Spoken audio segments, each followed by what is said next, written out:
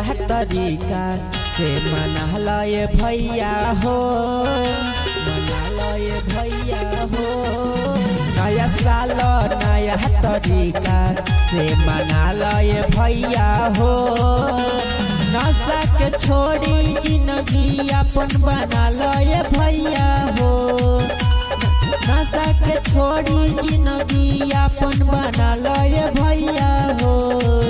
नया साल नया तरीका से मना लए भैया हो। नया साल नया तरीका से मना लए भैया हो।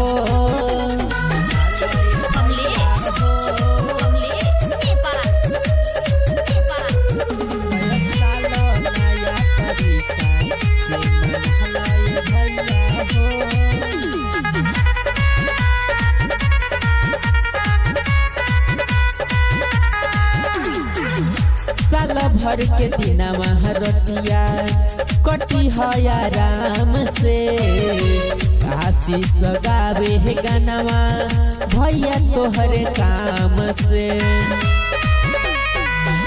साल भर के दिनवा रतिया कटी है आराम से। आशीष गावे है गानवा भैया तोहर काम से।